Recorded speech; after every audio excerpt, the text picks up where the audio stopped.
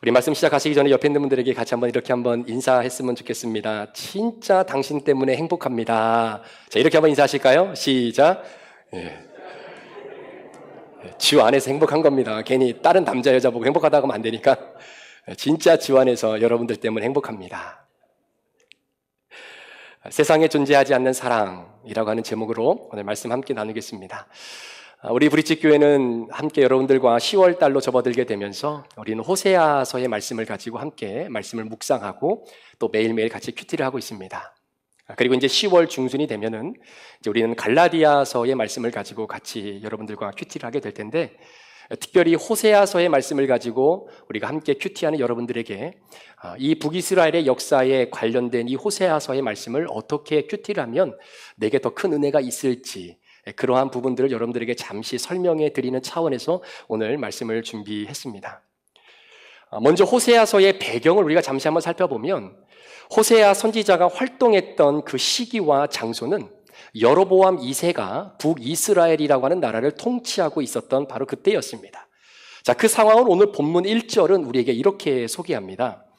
우시아와 요담과 아하스와 히스기야가 이어 유다 왕이 된 시대, 곧 요아스의 아들 여로보암이 이스라엘 왕이 된 시대에 부엘리의 아들 호세아에게 임한 여호와의 말씀이라.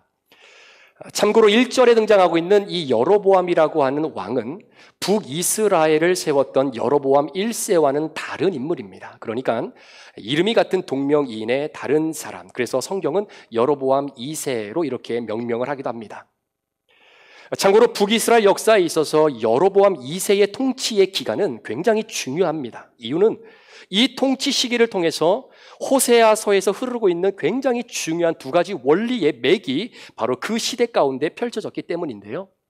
그 중에 첫 번째 원리가 바로 풍성함과 풍요함이라고 하는 이 개념입니다. 자, 이 개념을 가지고 호세아 1장부터 14장까지의 흐르는 맥을 여러분들이 잘 착안하면서 읽어보게 되면, 이래서 하나님이 이렇게 말씀하고 있구나라고 하는 것을 여러분들이 느낄 수 있으실 겁니다. 자, 그렇다면 여로보암 2세의 통치가 당시 북이스라엘에게 어떤 의미를 안겨다 주고 있는지를 우리가 잠시 한번 살펴보기를 원합니다. 먼저 북이스라엘, 이 여로보암 2세는 북이스라엘 왕들 가운데에 가장 오랜 기간 동안 나라를 통치한 왕입니다. 무려 41년을 통치를 했는데요. 여러분, 한 사람이 한 왕으로서 한 나라를 41년 동안 통치했다라고 할 때 이 41년이라고 하는 숫자가 의미하는 것이 무엇이겠습니까? 그만큼 정치적으로, 경사적으로, 또한 군사적인 면에서 굉장히 안정을 누렸던 시대였다라는 거죠. 특별히 경제적인 측면에 있어서는 그 어떠한 왕의 시대보다도 물질과 곡물의 풍성함을 경험했던 때가 여로보암 2세 때입니다. 또 영토 면에서는요, 요나서의 말씀에 보면 하맛 어기부터 아라바 바다까지라고 하는 이 표현이 나오는데, 이 표현은 지금의 팔레스타인 지역, 그러니까 요단강 건너 서편에 있었던 그 지역들이 바로 여로보암 2세 때 확보되어진 땅들입니다. 그래서 혹자들은 말하기를 여로보암 2세가 북이스라엘의 광개토 대왕이었다라고 말할 정도였으니, 여러분, 무슨 설명이 거기에서 더 필요하겠습니까? 그래서 여로보암 2세가 통치했던 이 북이스라엘의 시대, 이 41년은 말 그대로 황금의 시대, 은빛 시대라고 해도 과언이 아닌 시대였습니다. 그만큼 풍요로움이 최절정에 달했던 시대가 여로보암 2세가 통치했던 시대입니다. 그런데 참 재밌는 것은 여로보암 2세의 통치가 끝나자마자 북이스라엘의 영적인 기류가 완전히 확 꺾이게 됩니다. 예를 들면 여로보암 2세는 41년 동안 나라를 통치했는데요, 그의 아들이었던 스가랴는 6개월을 통치합니다. 그리고 그의 손자였던 술람은 1개월을 통치하고, 그 이후에 등장했던 무나헴이라고 하는 사람은 10년, 그리고 부가히야라고 하는 사람은 2년을 통치하면서 북이스라엘을 통치했던 여로보암이 죽고 난 이후 약 20년 동안은 끊임없이 왕권을 쟁탈하기 위한 권력 투쟁이 이어졌던 북이스라엘의 역사를 보게 되는 것이죠. 자, 그러면 여기서 질문이 생기는 게 뭐냐면, 그럼 왜 여로보암 2세 때는 그렇게 풍요와 경제적 호황을 누리고 영토의 면에서는 전무후무한 확장을 이루었는데, 왜 여로보암 2세가 죽고 난 이후에 북이스라엘의 영적인 기류가 확 꺾이면서 타락의 길로, 죄악의 길로 접어들어가게 되고 결국은 아수르에 의해서 멸망당해 그들에게 포로로 끌려갈 수밖에 없었는가라고 하는 질문이죠. 자, 호세아 선지자는 이처럼 북이스라엘의 기류가 확 꺾여버린 그때의 선지자로 부름받아 활동했던 사람입니다. 그런데 하나님께서 고멜이라고 하는 여인과 결혼을 하라고 명령을 하십니다. 그리고 그 결혼하에서 낳았던 첫 번째 아들의 이름이 바로 이스르엘이라고 하는 아들이죠. 자, 풍요로움이라고 하는 관점에서 이스르엘이라고 하는 이 아들의 이름을 한번 살펴보기를 원하는데요. 이 이름의 뜻은 하나님이 씨를 뿌리다, 하나님이 흩어 뿌리다, 이런 뜻을 갖고 있는 이름입니다.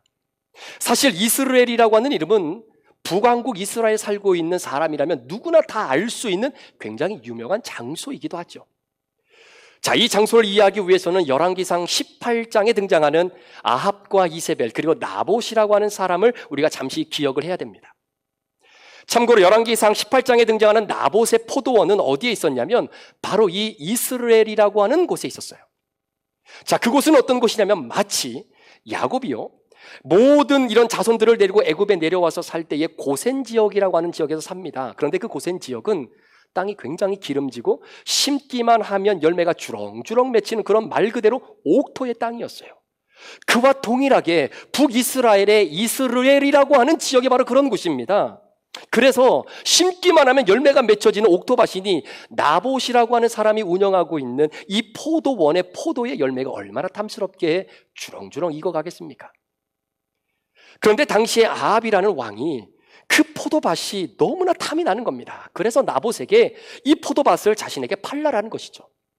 물론 돈은 달라고 하는 대로 다 주겠다는 겁니다. 그런데 이 나봇의 포도원은요, 나봇의 입장에서는 돈을 주고 매매할 수 있는 그런 땅이 아닙니다. 왜냐하면 바로 조상 대대로 계속해서 이어져 오고 있었던 땅입니다.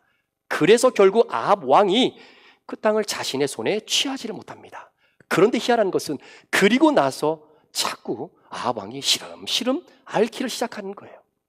그렇게 알고 있는 남편의 모습을 바라봤던 이세벨이 했던 일이 무엇이냐면 나봇을 살해합니다. 그러니까 더 이상 그 포도밭에 주인이 없게 된 거죠. 그래서 그 포도밭을 자신의 남편이었던 아합 왕에게 넘겨주게 됩니다.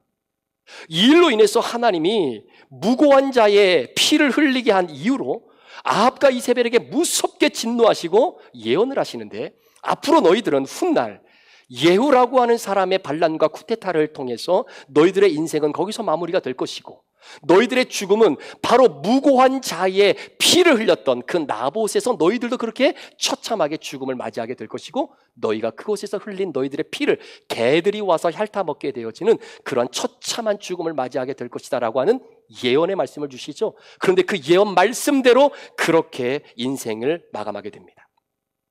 여러분, 이스라엘이라고 하는 땅은요, 북왕국 이스라엘에서 가장 풍요롭고 풍요로운 땅인데 왜 이 땅이 북이스라엘 역사 가운데 가장 끔찍하고 비참한 일이 발생하는 그런 장소가 되었겠느냐라는 거예요.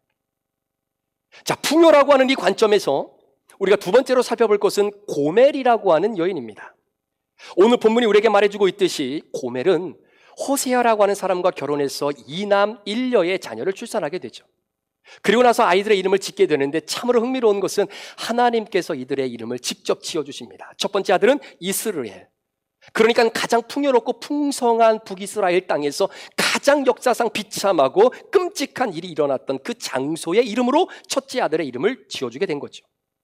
자, 그리고 둘째는 딸입니다. 그런데 그 딸의 이름을 로루하마라고 이름을 짓습니다. 이 말의 의미는 내가 너를 긍휼히 여기지 않겠다, 너를 용서하지 않겠다라고 하는 뜻이에요. 그러니까 여러분 이해가 되세요? 아니, 딸을 낳는데 이름을 용서하지 않겠다, 긍휼을 베풀지 않겠다라고 하는 뜻의 이름을 지어주는 부모가 어디 있겠습니까? 여하튼 이해는 잘 안 됩니다. 자, 그리고 마지막 셋째 아들이 로암미라고 하는 이름을 가졌는데 이 이름의 뜻은 내 백성이 아니다. 이 말을 뒤집어 얘기하면 나는 너희의 하나님이 아니다 라고 하는 맥락입니다. 자, 그러니까 드는 생각이 이런 거예요. 혹시 호세아가 낳은 이 3명의 자녀 중에 적어도 2명은 호세아의 자녀가 아닐 수도 있지 않을까? 왜냐하면 많은 학자들은 그렇게 이야기를 하고 또 거기에 많은 힘을 실어주고 있습니다. 그렇지 않고서 어떻게 자녀들의 이름을 이렇게 지을 수가 있겠습니까? 여러분, 고슴도치도요, 자기 새끼는 예쁜 법입니다. 한번 보세요. 호세아와 고멜이 결혼했습니다. 3명의 자녀를 낳았어요. 자녀의 풍요로웁니다. 그런데 그 풍요로운 자녀들의 인생 가운데에 집안에 씻을 수 없는 비극이 그 땅 가운데 생겨나게 되는 것이죠. 자, 풍요로움이라고 하는 이 관점에서 이 고멜이라고 하는 여인의 어떤 인생의 여정을 잠시 한번 들여다보면, 여러분, 고멜이라고 하는 여인은 음탕한 여인이었습니다. 성경은 이 여인이 호세아를 만나기 전에 몇 명의 남자들과 관계를 맺고 있었는지에 대해서는 구체적으로 우리에게 말하고 있지는 않습니다. 그런데 우리가 한 가지 유추할 수 있는 것은 호세아 3장으로 넘어가게 되면 이 고멜이라는 여인이 호세아와 결혼해서 가정을 이루고 그리고 자녀들을 낳아서 사는데 결국은 남편도 버리고 자식도 버리고 도망가 버립니다. 왜 도망갔을까요? 아마도 자신의 욕망과 이 정욕을 호세아라고 하는 한 사람만으로는 내게는 충족되지 못하기 때문에 다른 남자를 만나러 나가는 것 아니겠습니까? 그러니까 음란이라고 하는 관점에서 보면 이 고멜이라고 하는 여인은 정말로 욕망과 성욕이 풍성했는지, 아니면 진짜 풍요 속에서 정말로 그의 이 얼굴이 예뻐서 남상들이 그렇게 따라붙었는지는 모르겠지만, 여하튼 고멜에게는 세상의 정욕과 음란이 굉장히 풍성했던 여인이었습니다. 사랑하는 여러분, 바로 이겁니다. 호세아서에서 흐르는 중요한 맥락 한 가지가 바로 이 풍요로움, 풍성함이라는 거예요. 저는 풍요가 나쁘다고 말씀드리는 것이 아닙니다. 여러분, 경제적 풍요가 얼마나 좋습니까? 여러분, 기독교는 가난해야 된다라고 주장하는 종교가 아니에요. 마치 불교처럼 법정 스님이 무소유를 주장하고 가르치는 종교도 아닙니다. 여러분, 물질료 필요하지요. 돈이요 필요합니다. 기독교는 이 물질과 또 이 물질과 돈을 가지고 하나님의 나라를 위해서 할 일이 굉장히 많다라는 것을 우리에게 지속적으로 가르쳐 주고 있는 그러한 종교이기도 하지요. 그러니까 풍요 자체가 죄가 아닙니다. 풍요 자체가 악이 아닙니다. 그런데 문제는 풍요가 위험하다라는 거예요. 마치 풍요로움이 원자력과 같은 것이다라고 하면 이해가 좀 되실까요? 여러분, 원자력이라고 하는 것은요, 우리가 살아가는 일상생활에 굉장히 중요한 에너지의 근원 아니겠습니까? 그런데 이 에너지의 근원인 것이 자칫 잘못하면, 제대로 관리를 하지 않으면 결국은 그것으로 인해서 온 인류를 멸망의 길로 이끌 수 있는 무서운 물질이 될 수 있다라는 거예요. 그런 의미에서 풍요가 그렇다라는 겁니다. 자, 지금 호세아 선지자가 여로보암 2세 때 가장 풍요를 경험했던 바로 그때에 이 풍요로움을 제대로 관리하지 않으면 장차 우리에게 상상할 수 없는 하나님의 심판과 징계가 다가올 것이다라고 말하고 있는 겁니다. 그 관점에서 1장부터 14장까지 말씀을 읽어보십시오. 그 풍요의 관리를 제대로 하지 못했던 이스라엘 백성들이 어떤 심판 속에 놓여지게 되는지. 그런데 여러분, 풍요 속에서 장차 다가올 이 재앙과 심판을 보는 안목을 가지고 있는 사람이 호세아 선지자 한 사람 빼고는 없다라는 거예요. 이게 비극인 겁니다. 하나님이 이스라엘 백성들에게 끊임없이 말씀하고 계심에도 불구하고 백성들이 그 말씀이 안 들리는 거예요. 안 보이는 겁니다. 그런데 호세아만 보고 들리는 거예요. 당연하겠죠. 그 풍요함 속에 젖어 살아가며 하나님을 망각하며 살아가는 백성들인데 어찌 그 말씀이 들리고 그게 보이겠습니까? 그러고 보면요, 여러분, 자신감이나 자존감이 어디 다른 데서 오는 것이 아니더라고요. 여러분의 자존감과 자신감은 도대체 어디에서 나오는 것입니까? 어떤 분들은 내가 타고 다니는 차를 통해서 내 자존감과 자신감을 드러내는 사람도 있고요. 어떤 사람은 내가 살고 있는 집을 통해서 내 자신감과 자존감을 드러내고자 하는 사람들도 있습니다. 그러니까 결론적으로 보면 우리의 자존심과 우리의 자존감을 드러내는 원천이 지갑일 가능성이 굉장히 많은 사람들이 우리 주변에 많아요. 여러분, 돈이라는 것이요, 사람에게 자신감을 주더라고요.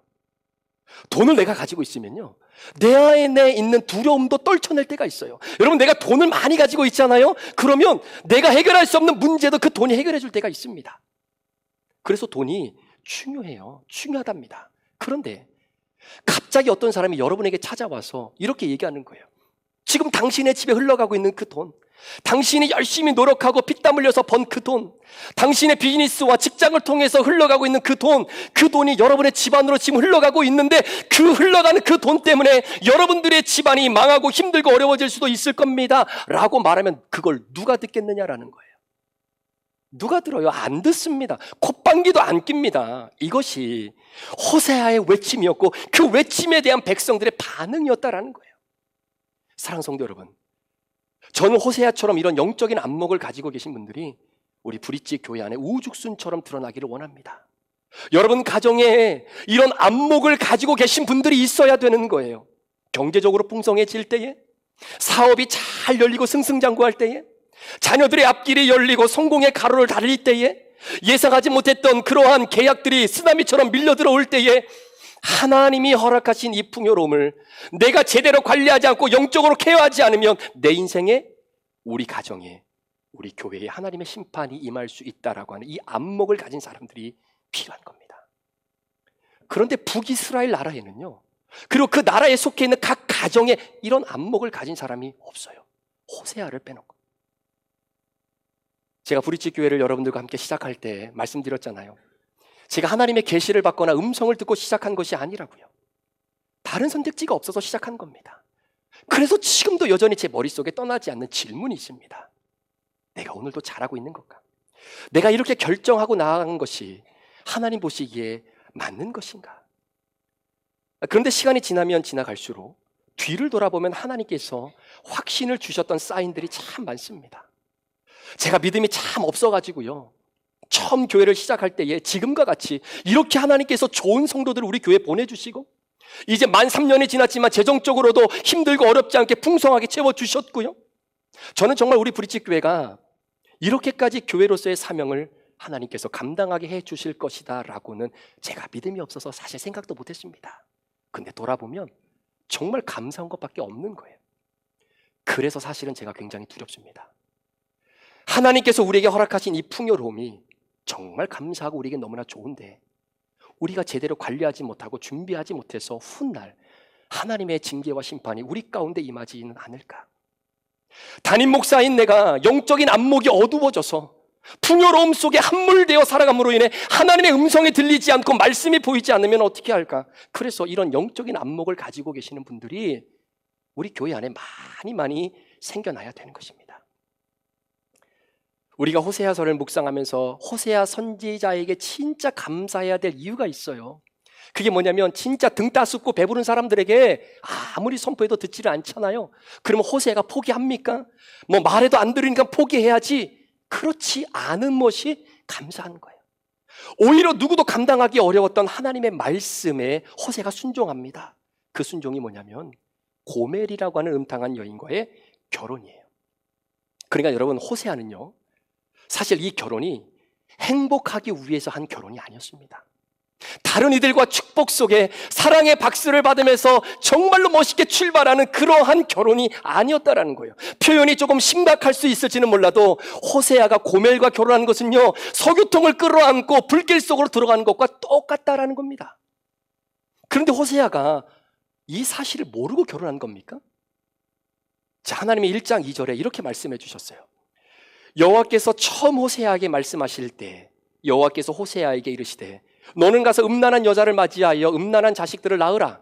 이 나라가 여호와를 떠나 크게 음란함이니라 하시니. 그러니까 호세아는요, 알고 결혼한 겁니다. 하나님이 명령하신 이 가정, 정말로 지켜내기 힘들고 어려운 이 가정, 내가 이 가정을 지켜내기 위해서는 저 음탕하고 음란한 그 여인을 내가 어떠한 방법을 동원해서라도 사랑해야만이 이 결혼이 유지되어질 수 있다는 것을 알고 결혼한 결혼이에요.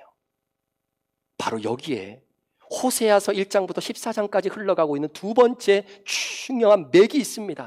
그것이 바로 수치심과 비굴함을 초월한 하나님의 사랑. 그런데 여러분, 그 사랑은 세상에 존재하지 않는 사랑이에요. 호세아는요, 음탕하고 타락한 고멜이라고 하는 이 여인과 결혼하는 순간 본인이 감당해야 할 엄청난 고난과 고통의 부담감이 쓰나미처럼 밀려온다는 걸 왜 몰랐겠습니까? 그런데 하나님께서 이 여인과 결혼하라고 말씀하는 거예요. 호세아는 그 말씀에 순종합니다. 그리고 말씀을 적용합니다. 고멜이라고 하는 여인과 결혼하면 때로는 내가 포기하고 싶고 후회하고 가정을 깨고 싶을 때도 있고 결혼을 포기하고 싶은 유혹이 내게 반드시 찾아오겠지. 그럼에도 불구하고 이걸 내가 어떻게 극복하고 이 여인을 끝까지 사랑하는 그 남편의 모습을 말이 아닌 내 삶으로 어떻게 증명해내야 되는 것을 알고 결혼한 결혼이에요. 그렇게 삶으로 증명해낸 호세아의 모습이 결국 타락과 죄악으로 기류가 확 꺾여버린 이 멸망을 향해 곤두박질을 치고 있는 북이스라엘을 구원할 수 있었던 그 모습이 나를 통해 하나님의 사랑이 투영되고 있다는 것을 알고 결혼한 결혼이라는 겁니다. 그러니까 이 결혼은요, 통상적으로 내가 누군가를 사랑하기 때문에 했던 결혼이 아니라 구원 때문에 형성되어진 결혼입니다. 말을 해도 안 들으니까 삶으로 증명해내면서 가정을 지키는 거예요. 사랑하는 여러분, 이것이 어디 호세아 선지자에게만 주어진 이야기입니까? 그래서 여러분, 믿는 자들끼리의 결혼이 그래서 중요한 겁니다. 한번 들어보세요. 앞으로 여기 계신 분들 가운데 자녀들을 여러분들이 결혼시켜야 할 부모님들도 계시는데 한번 잘 들어보세요. 믿는 사람들끼리의 결혼, 이걸 우리는 소위 신결혼이라고 이렇게 이야기합니다. 그런데 이 신결혼이라고 하는 것은 그냥 교회를 다니고 있는 사람들끼리 만나서 결혼하는 그런 개념이 아니다라는 거예요. 물론 당연히 교회를 다녀야 되고요. 무엇보다 가장 중요한 구원의 확신이 있어야 되겠죠. 그런데 하나님을 믿는 사람들이 결혼한다고 하는 이 신결혼은 한 걸음 더 나아가서 나와 함께 인생의 동반자로 살아가는 내 배우자가 얼마나 부족하고 약하고 죄 많고 흠이 많은 사람인지를 모르고 결혼하는 것이 아닙니다. 하나님을 믿는 신결혼의 근본은 나와 함께 하나님의 나라를 위해 믿음의 보조를 맞춰 걸어갈 인생의 동반자가 얼마나 약하고 추하고 죄 많고 음란하고 연약한 사람인지를 알고 결혼하는 거예요. 여러분, 이미 결혼하신 분들이나 앞으로 결혼하실 분들 한번 잘 들어보세요. 제가 이미 결혼하신 분들께 한번 여쭤볼게요. 여러분들의 지금의 남편과 아내를 만나 지금 가정을 꾸리실 때 여러분의 상대방, 그 배우자가 진짜 연약하고 부족하고 음란하고 100% 죄인이라고 하는 사실을 알고 결혼하셨습니까? 아니면 모르고 결혼하셨습니까?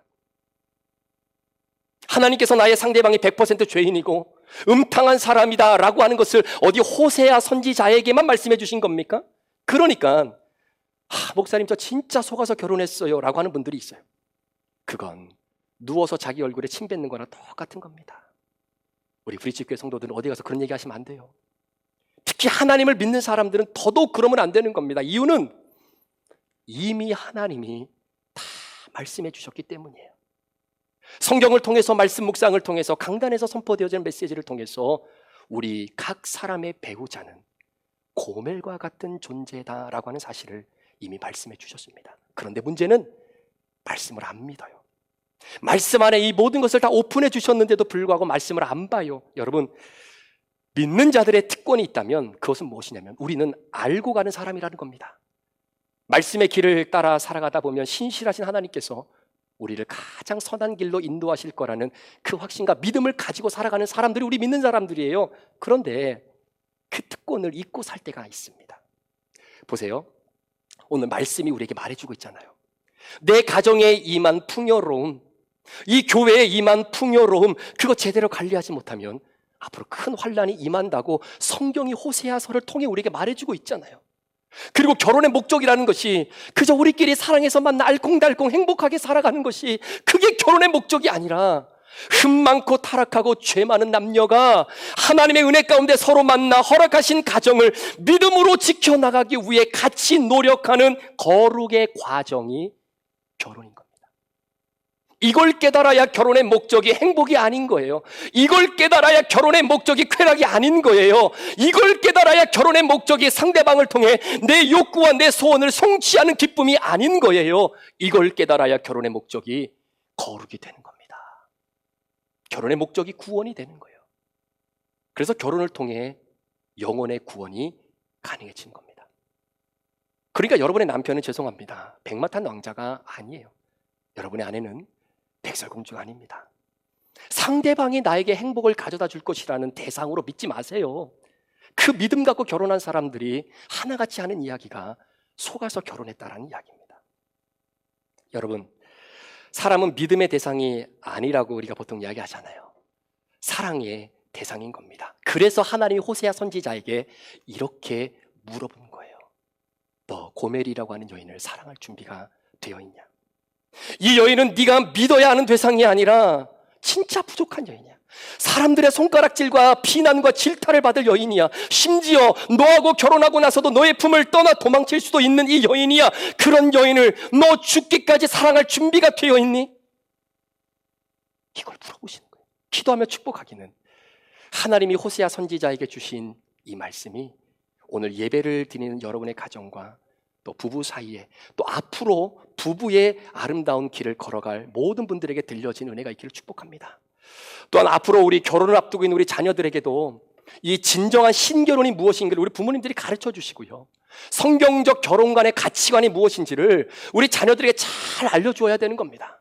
오늘 우리 청년들이 함께 나와 예배드리고 있지만 우리 청년들이 앞으로 믿음의 배우자를 설정할 때에 물론 여러 가지 조건들을 봐야 되겠죠. 그러나 가장 중요한 것은 내가 하나님 앞에 철저한 죄인이고 내 배우자도 철저한 하나님 앞에 죄인이기에 서로가 함께 믿음으로 하나님이 원하신 아름다운 거룩의 가정을 걸어갈 수 있는 믿음의 보조를 맞춰갈 수 있는 사람인지 아닌지를 반드시 판단하셔야 된다는 거예요.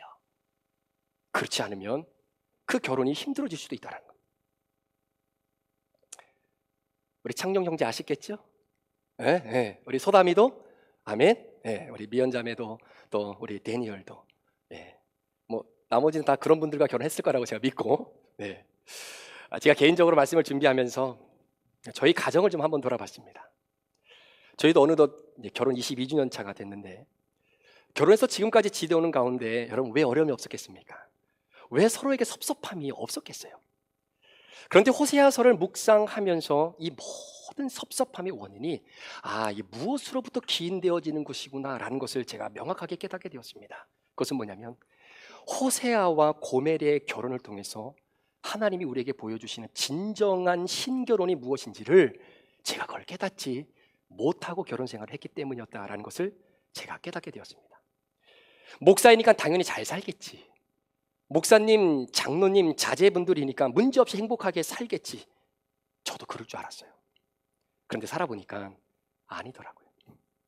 목사도 가정에 들어가면요 여느 남편과 똑같습니다. 예전에 감정이 조절되지 않으면 아내에게 화도 내고 큰 소리를 지를 때도 있고요, 내가 원하고 요구하는 것들이 아내로부터 채워지지 않고 충족되지 않잖아요. 그러면 아내를 무시할 때도 있었습니다. 호세아서의 말씀을 묵상하고 여러분들과 말씀을 준비하는 내내 하나님께서 저에게 제가 갖고 있었던 그 부끄러움을 자꾸 하나씩 드러내 주시게 되는데 여보 미안해요.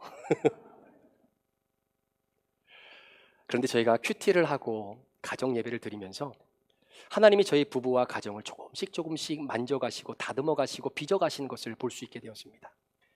무엇보다 서로의 허물과 죄를 보게 하시고 또 자신의 잘못을 상대방 앞에서 인정하게 하시고, 그리고 가장 음란하고 타락한 남편을 끝까지 사랑하겠다는 아내의 믿음의 굳은 고백을 저로 하여금 보게 하시고 저 또한 아내를 향한 그런 남편이 되기를 결단하게 하시는데요, 이런 모든 것들이 저는 저희를 향한 예수님의 사랑, 그리고 북이스라엘을 위해 사랑하시는 수치심과 그리고 모멸감을 극복한 사랑이라고 믿습니다. 자, 그 사랑은 오늘 호세아 선지자를 통해서 이스라엘 백성들에게 보여주시고자 하시는 것이고요, 또 가정을 이루고 사는 우리 부부들, 그리고 앞으로 가정을 이루게 될 우리 성도님들께 허락하시는 말씀이라고 저는 믿습니다. 제가 새벽에도 여러분들에게 말씀을 드렸지만 잘 들어보세요. 여러분, 호세아와 고멜은요 두 사람이 만날 수 없는 사람이 만난 겁니다. 한 사람은 완전히 무너진 사람이고요, 한 사람은 진짜 하나님이 사용하시는 사람이에요. 이 두 사람이 함께 만나 가정을 이루는데 여러분, 상식적으로 이 가정이 온전하게 믿음의 여정을 걸어가려고 한다면 누가 더 애를 써야 되겠습니까? 고멜이 애를 써야 되겠습니까? 호세아가 애를 써야 되겠습니까? 여러분, 고멜이라고 하는 여인은요 그럴 능력이 없는 여인입니다. 이 가정을 믿음으로 지켜갈 만한 능력이 아예 없는 여인입니다. 그런 여인과 호세아가 결혼했어요. 그러면 이 믿음의 가정을 지켜내려면 누가 애원하고 누가 붙들리고 누가 가서 그 사람의 발목을 붙잡아야 되겠습니까? 호세아가 고멜의 발을 붙잡아야 돼요. 호세아가 노력해야 그 가정이 믿음의 가정으로 이어질 수 있는 겁니다. 자, 이거를 북이스라엘과 하나님과의 관계로 생각해 보세요. 북이스라엘 백성들은 타락한 백성입니다. 생존할 능력이 없는 백성입니다. 하나님이십니다. 여러분, 하나님과 이스라엘 백성들이 함께 영적으로 결혼한 부부인데 이 부부 생활을 누가 이어가기 위해 힘써야 되겠습니까? 이스라엘 백성들이 하나님께 매어 달려야 되나요? 하나님이 이스라엘 백성들에게 매어 달려야 되는 것 아닙니까? 마찬가지입니다. 우리의 신앙생활을 돌아보십시오. 우리가 하나님으로부터 구원받은 백성이지만 이 구원이 하나님 앞에 설 때까지 온전히 가기 위해서는 우리는 아무 능력이 없는 사람입니다. 우리는 거룩을 추구하며 살아갈 수도 없는 사람들입니다. 그런 우리를 하나님이 부인으로 아내로 삼아 주셨잖아요. 그러면 이 부부관계가 아름답게 이어지려면 우리가 노력해야 되는 겁니까? 하나님이 우리를 붙잡아 줘야 되는 겁니까? 하나님이 우리를 붙잡고 애원해 주셔야 되는 거예요. 하나님이 떠나지 말라고 우리를 붙잡고 우리를 향하여 비굴하지만 그 비굴함을 뛰어넘는 사랑을 보여주셔야만이 그 가정이 이어질 수 있는 겁니다. 그 하나님의 사랑을 앞으로 1장부터 14장까지 우리가 큐티하면서 그 사랑을 하나님 은혜 가운데 하나씩 발견하게 될 건데요. 여러분, 그 사랑은 세상에 존재하지 않는 사랑입니다. 그 사랑을 우리에게 보여주신 하나님. 말씀을 마무리하는데요, 호세아에서의 흐르는 중요한 두 가지 맥락이 있습니다. 여러분들이 쭉 읽어가시면서 하나는 풍요로움이라고 하는 관점, 이스라엘 백성들이 이걸 어떻게 관리하지 못해서 하나님이 이러한 심판과 징계를 경험하게 됐는지, 그렇다면 우리는 그 길로 들어가지 않으면 되는 거잖아요. 두 번째는 하나님의 사랑은 수치심과 모멸감을 극복하는 사랑이라는 겁니다. 이 두 가지의 원리가 여러분이 호세아서를 묵상하는 가운데 매일매일 큐티하는 그 본문에서 발견되어진 은혜가 있기를 원합니다. 그리고 이 두 가지 원리가 여러분 삶에 아름답게 적용되고 여러분께 허락하신 하나님의 가정, 여러분 가정은 무슨 수가 있더라도 지키셔야 돼요. 어떠한 상황 속에 있더라도 지켜야 됩니다. 하나님께서 허락해 주신 믿음의 가정, 우리의 힘으로는 감당할 수 없어요. 그래서 부부가 함께 예배하고 함께 큐티하고 함께 그 안에서 사랑을 나누고 우리가 서로가 서로에게 철저하게 죄인이다라는 것을 서로가 인정하면서 함께 이 결혼 관계를 유지하기 위해 내가 더 애쓰고 노력하는 이 거룩의 과정이 여러분 가정 가운데에 아름답게 펼쳐지기를 소망하고요. 그리고 우리 공동체를 함께 지켜내는 그런 은혜가 저 여러분의 삶 가운데에 펼쳐지는 은혜가 있기를 우리 구주 예수 그리스도의 이름으로 축복합니다. 기도하시겠습니다.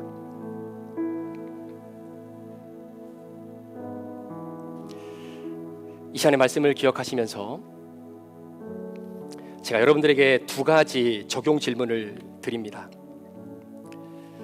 첫 번째 적용 질문은 내가 하나님께서 허락하신 풍요로움이 있다면 그것은 무엇이며 그 풍성함을 나는 어떻게 관리하고 있습니까?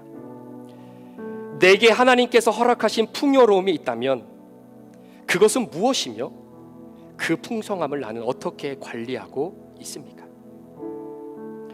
두 번째 질문입니다.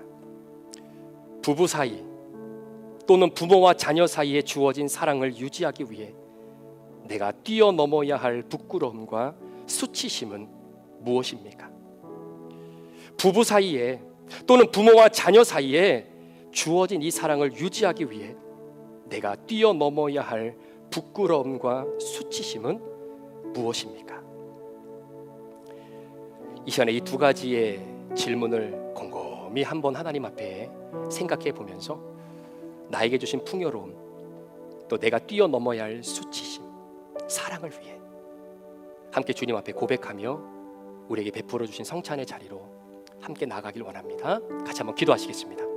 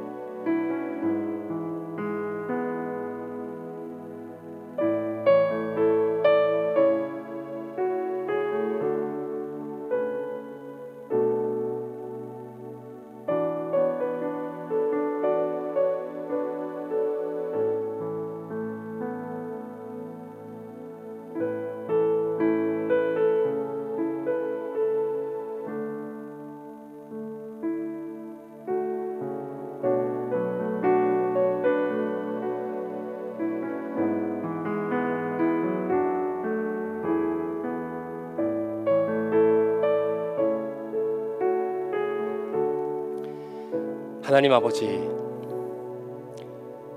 우리는 하나님 앞에 100% 죄인이기 때문에 내가 내 스스로 거룩해질 수 없습니다. 내가 그 베풀어 주신 구원의 은혜를 내 힘으로 지켜갈 수가 없습니다. 고멜이 내 자신이고 하나님의 품을 어떻게든 떠나려 살려고 하는 나의 연약함을 오늘 말씀을 통해 깨닫게 해주신 주님, 그렇기 때문에 오늘도 예수님께서 우리에게 베풀어 주신 이 놀라운 성찬의 은혜가 우리에게 너무나 절실히 필요함을 고백합니다. 이 시간 우리 사랑하는 귀한 성도들이 내가 죄인임을 고백하며 하나님께서 나에게 오늘도 그 구원을 이루고 나아갈 수 있도록 나를 붙들고 계시는 그 은혜를 기억하는 이 자리가 우리 사랑하는 성도들의 심령 속에 귀하고 복된 시간으로 자리 잡을 수 있도록 인도하여 주옵소서. 주님의 살과 피를 대하는 우리 모든 성도들의 심령 속에 하나님의 영이 충만히 임하기를 간절히 소망하며 예수 그리스도의 귀하신 이름으로 기도합니다. 아멘. 예수님께서 제자들과 함께 마지막 유월절 만찬을 가지실 때에 떡을 떼어 제자들에게 나누어 주시면서 말씀하셨습니다. 받아 먹으라. 이것은 내가 너를 위해서 찢기는 나의 몸이다. 예수님의 몸이 찢겼다라는 것은 십자가 상에서 감출 수 없는 그 비참함과 비굴함과 그 모멸감을 다 우리들을 위해 뛰어넘으신 주님의 사랑이신 겁니다. 그 사랑이 저와 여러분들을 살렸고 그 사랑이 우리를 구원하신 겁니다. 식사를 마치시고 난 이후에 우리 예수님께서 똑같이 잔을 들어 제자들에게 주시며 말씀하셨습니다. 받아 마시라. 이것은 내가 너를 위해 흘리는 나의 피다. 주님과 우리는 신랑과 신부로 엮여진 영적 공동체입니다. 주님과의 아름다운 부부관계가 예수님이 이 땅에 오시는 그 순간까지 이어질 수 있기 위한 주님의 피 흘리심, 그것이 저와 여러분들의 삶에도 동일하게 적용이 되어서 오늘도 예수 그리스도의 신부로 이번 한 주간을 살아가는 데에 부족함이 없도록 붙잡아 달라고 함께 고백하고 나아가는 그런 성찬이 되기를 원합니다. 이 시간에 우리 뒤에 있는 우리 자녀들부터 함께 나와서 우리 같이 성찬 받도록 하겠습니다.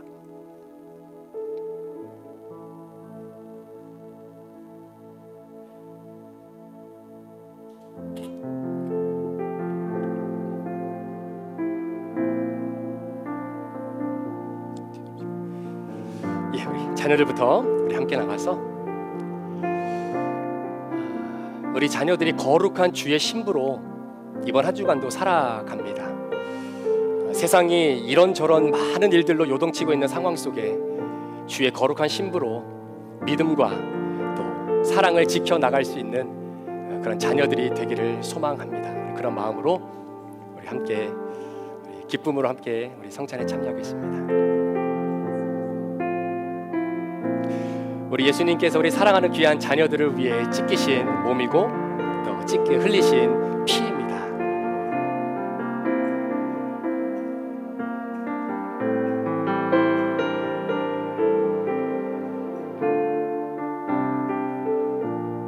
우리 예수님께서 우리 사랑하는 성도들을 위해 그 수치심과 모멸감을 뛰어넘고 우리에게 베풀어 주신 소중한 사랑입니다. 거룩한 주의 신부로 이번 한 주간도 우리의 언어와 우리의 삶의 모습 가운데에 그리스도의 향기를 삶으로 증명해낼 수 있는 우리 모든 성도님들 되시기를 축복합니다.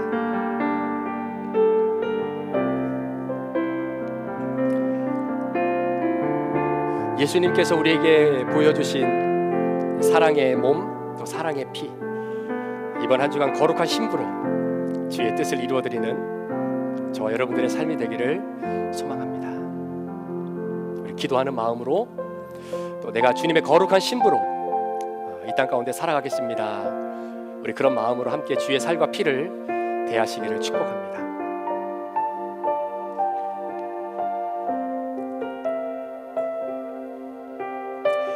우리 예수님께서 우리 사랑하는 형제를 위해 또 우리 장로님을 위해 찢기신 몸입니다. 또 흘리신 피입니다. 우리 한 번도 빠짐없이 우리 같이 주님의 식탁을 우리 같이 한번 대하는 시간이 되었으면 좋겠습니다.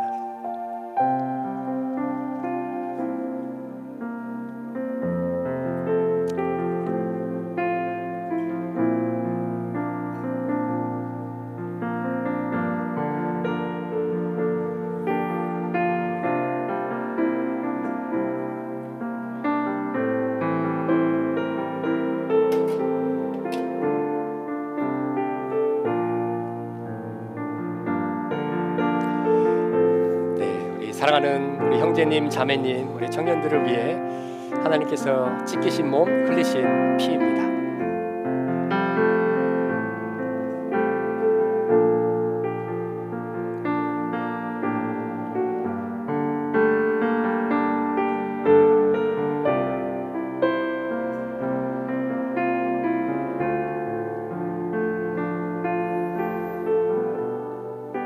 네, 우리 집사님 한번 좀 섬겨주시고요. 우리 반주자님 한번 섬겨주시고.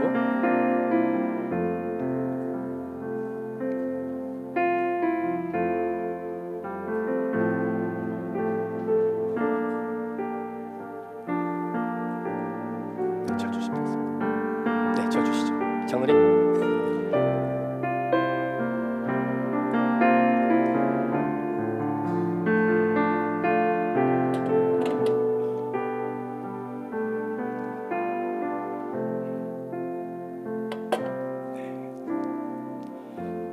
예수님의 살입니다. 우리 장로님을 지키신 예수님의 살입니다. 장로님을 지키신 예수님의 살입니다. 장로님을 지키신 예수님의 피입니다.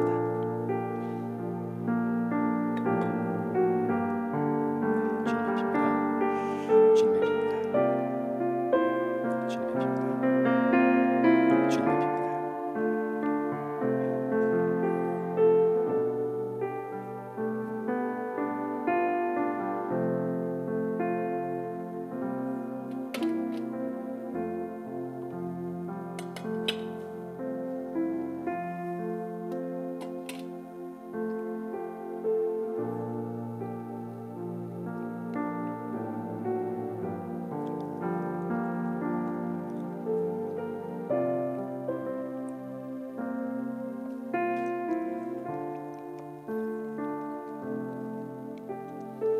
함께 기도하겠습니다. 존귀하신 하나님 아버지, 우리 사랑하는 귀한 성도들이 주님의 베풀어 주신 놀라운 이 하늘나라의 식탁에 동일하게 참여하여 한 식구로 함께 주의 살과 피를 대하게 하시니 감사합니다. 이번 한 주간 우리의 거룩을 위해 모멸감과 비굴함과 그 수치심을 뛰어넘는 사랑을 십자가상에서 보여주셨던 그 사랑, 하나님, 저희가 스스로 다 그것을 드러낼 수는 없지만 그럼에도 불구하고 주님이 주시는 능력 안에서 이 사랑을 증거하고 또 베풀며 살아갈 수 있는 거룩한 주의 신부들로 이번 한 주간을 살아가도록 성령님 인도하여 주옵소서. 여호와께 돌아가는 하나님의 귀한 자들의 발걸음을 축복해 주시기를 간절히 원합니다. 모든 영광 우리 주님 앞에 올려드리며 예수 그리스도의 존귀하신 이름으로 축복하며 기도합니다. 아멘. 우리 다 자리에서 일어나셔서 우리 같이 한번 설교 찬양을 하시고 축도로 예배를 마치겠습니다.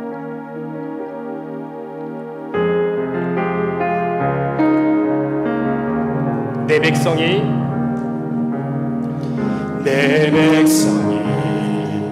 나를 떠나 돌아섰지만 내 사랑이 내 백성을 포기 못하니 내 모든 것 내어주고 나 그들을 얻으리라. 여호와께 돌아가자.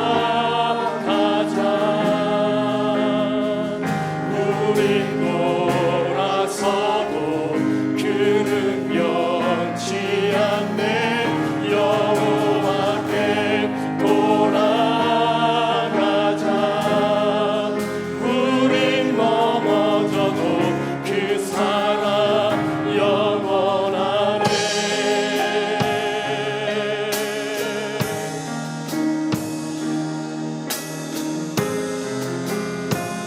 내 백성이 나를 떠나 돌아섰지만 내 백성이 나를 떠나 돌아섰지만 내 사랑 내 백성을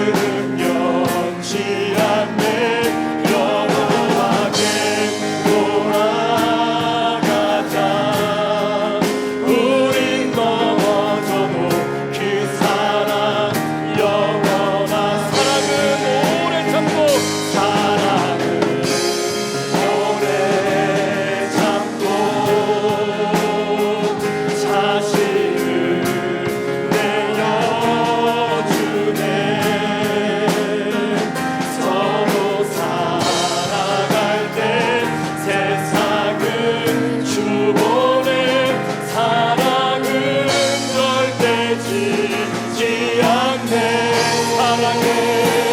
사랑은 오래 참고 자신을 내어주네. 서로 사랑할 때 세상은 주보내 사랑은 절대 지지 않네. 여호와께 돌아가자. 우리 돌아서도 그는 변치 않네. 여호와께 돌아가자. 우린 넘어져도 그 다시 한번 믿음으로 고백합니다. 이번 한 주간 거룩한 신부로 여호와께 돌아가자.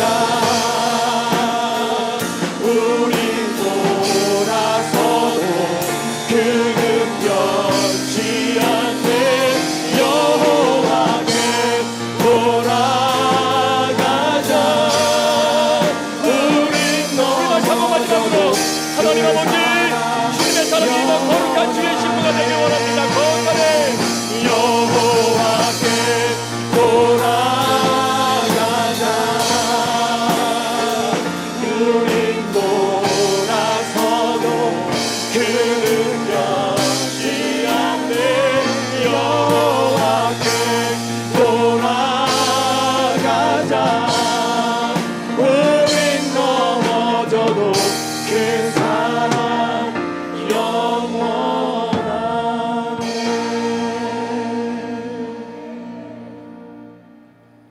우리는 돌아서고 우리는 또 넘어지고 우리는 또 죄악 가운데 거할 수밖에 없는 연약하고 나약한 존재인 걸 우리 하나님이 아시고 우리를 구원하시기로 결정하셨기 때문에 그래서 하나님이 오늘도 비굴하지만 우리에게 매달리는 겁니다. 너는 능력이 없고 너는 그 구원을 이루어낼 수 없고 너는 그 은혜를 기억하며 살 수 있는 기억하며 살 수 없는 그런 연약한 존재인 걸 내가 알기 때문에 내가 너 붙잡고 있을게. 너와 나의 부부의 관계 우리 끝까지 내가 지나갈 수 있도록 내가 오늘도 이끌고 너를 붙들고 갈게. 이 주님의 마음이 오늘 예배한 우리 모든 성도들의 심령 속에 잔잔하게 들려지는 축복의 위로의 또 사랑의 메시지가 되기를 소망합니다. 지금은 우리 구주 예수 그리스도의 귀하신 은혜와 우리 아버지 하나님의 무한하신 사랑하심과 성령님의 감화감동 충만교통 위로하시고 내주하심의 역사가 우리에게 허락하신 놀라운 풍요로움을 주여 내가 영적으로 어떻게 관리하고 있는지를 돌아보기를 소망하며 주님께서 허락하신 아름다운 공동체의 사랑을 유지하기 위해 내가 오늘도 버리고 뛰어넘어야 할 수치심과 그 부끄러움이 무엇인지를 깨닫게 하실 때에 그 말씀대로 순종하고 삶에 적용하며 이번 한 주간을 거룩한 주의 신부로 살아가기를 주 앞에 다짐하는 우리 사랑하는 모든 성도들 머리머리 위에 지금부터 영원토록 함께 계시기를 간절히 축원하옵나이다. 아멘.